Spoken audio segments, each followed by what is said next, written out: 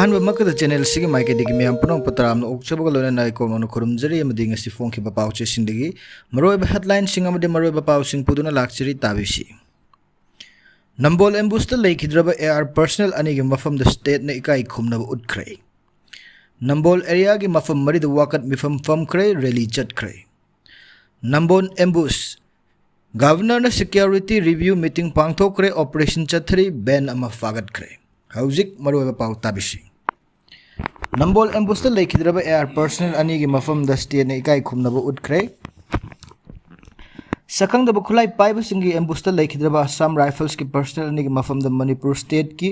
governor Ajay Kumar बलाना लुचिंगदुना state की थाकते इकाई खुमनब उठ्रे स्टेट की गवर्नमेंट की माइकईदगी लेखिद्रब पर्सनल अनी लुप लाख मंगा मंगा की एक्स ग्रेशिया लाउथोक्रे ngasi मंत्रिपुखीदा लेबा IGR साउथ की colonel BP Tripathi training set पांगथोखिबा लई कटपगी थौरम अमदा मणिपुर की गवर्नर अजय कुमार बलाना लेखिद्रबा नायब सुबेदार श्याम गुरुंग अमसुंग राइफलमैन रंजित सिंह कश्यप अनी की मफम दिखाई खुमनब उठ्रे थौरम अदुदा मणिपुर की security adviser Kuldeep Singh GOC in charge eastern command GOC in charge 3 corps lieutenant general retired K Himalaya lieutenant general retired L Nishikant Manipur police की मखोक थोंग ऑफिसर सिंह IGR साउथ की IG अमदी अतई मकोक थोंग ऑफिसर सिंह CO यांखई तरत माउंटेन डिवीजन CRPF के IG DIG BSF मापल सुब सेक्टर AR के कमांडर अतई मकोक थोंग ऑफिसर सिंह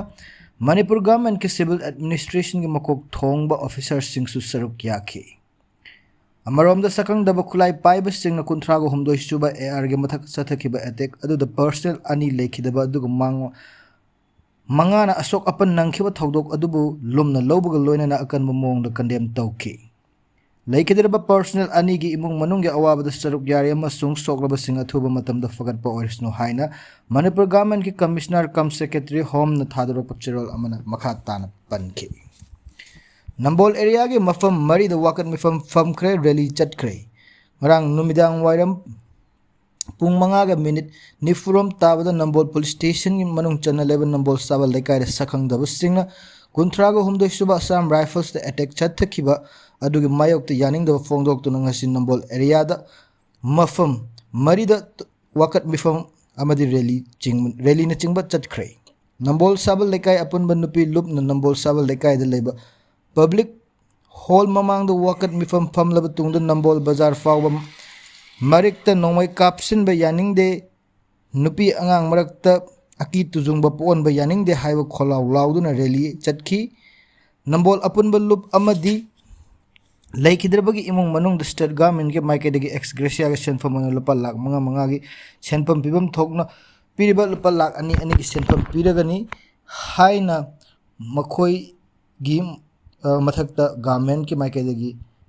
पनखी चरक्सदंगरांग नंबोल साबल लेकाय अथेंग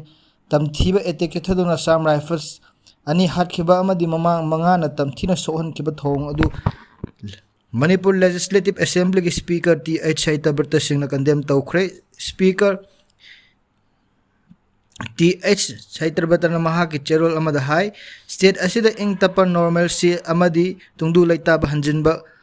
कन्ना होनरिंग मतम असिदा असिगुंबा पांगदब थवोंग चथब सि पीस प्रोसेस थिंथनब अमदी मियामदा अकीबा अमदी तुजुंग ब लेता हंदनब होनबनी असिगुंबा इकाई खंगदब की थवोंग असि यामना फत्तबनी अमदी मसि सिविलाइज सोसाइटी असिदा मफम लेते थवाइना पोंथा पिख्रब पर्सनल सिंगी मुंग मनुंग थमोय सेंगना अवाबा फोंदोकली अमदी सोकलब सिंग अदु याम थुना फगत पोरिसनो मसीगुंबा पांगदब थवोंग असि तुंग कोइना इंग तपा अमदी तंगदु लेताब पुरकनब होनबद थिंथा हनगने हाइबसि केदौनुंगदा माई पाक लोई हाइरी अमरोम दंगरांग कुंथ्रागो हुमदोई सुबा AR कांगबु अमगी मथक खुलाई पाइब सखंगदब सिंह एटेक चथदुना AR पर्सनल अनी हाटखिबा अमसुंग मंगाना अशोक अपन नंखिबा थौदोक अदु सिंगजमै चिंगा मखोंगी मियाम यानिंगदब फोंगथोखरे ngasi सिंगजमै चिंगा मखोंदा लेकाय की मियाम लेखिद्रब AR पर्सनल अनी अदुगी मफम द कैंडल कतुने काय खुमनबसु उठ्रे मरक्सिदा ngarang nambola sakhangdaba khulai paiba kharana Assam Rifles ki convoy de etik thakiba adugi mayokta ceasefire agreement renew tawkiba kuki jo group ki umbrella organization ani kuki KNO amasung United People's Front UPF na akan mamong da su condemn tawi haikre nakal amaramda na nambol ambush governor na security review meeting pangthokre operation chathri ben ama fagat khre president ruler riba state sida yamna thaja ningai oidaba mong da sakhang da bukulai pai basing irai numit ki numidang da Bishampur district in nambol sabal lekai da Assam Rifles ki convoy mathakta ambush tawduna personal ani sen kiba masung manga na son kiba thodok adu governor na security review meeting pangthokna hojik oriba fibam yangsin khre thodok ko da chena basing fagat naba Chingnaba mafam singda operation left na chathari press na phangwa pauna hai governor Ajoy Kumar Balagi chiro lawraga Raj Bhavan da pangthokaba security review meeting ada Manipur chief secretary security advisor amadi Manipur gi department na sigam mari leinaba achauba officer sing na saruk yaki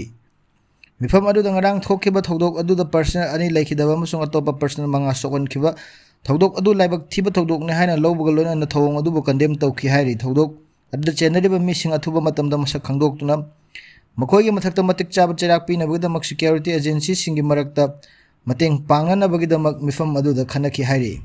khudong theningai oiraba area highway transit route amadi border zone singda security gi mapangal hena khangkhanaba mifam adu da khanaki madugdamak patrolling gi thaba khangkhanaba amasung agency singi marakta mateng pangaduna pau phawna nabasu khanani haiki state sigi ching amasung tampaki district animakta ing tapa amasung meyang but tangdu laita hannabagdamak law and order gi fibam mapung fa na ngak sengadabani haina governor Balagi maikaidagi mifam aduda thamki hairi panbayai IGR South tab pangthok pa laikhidraba personal ani gi mafam da hai lai katpagi thoram adu governor Ajoy Kumar Bala susruk yadun laikhidraba sing mafam da ikai khumnaba udki ngarang thokiba ambush adu da soklaba makhoi manga mak ahanba CN Nambol first aid piraba matungda rimsta admit tawkhibani ahing da makhoi manga mak Siza hospital Langol da refer tawraga makhatana layang sathaki ngasi ayuk makhoi manga mak makhatana layang sathanna bagidamak Manipur gi mapanda pukre hairi masini ngasi nomagi maroiba headline sing amade maroiba pausing tabiriba singbo amuka khurumjari amade channel sibunu sibiduna like amade share subscribe toba kawbiganu haibaga loina nei kok nonjari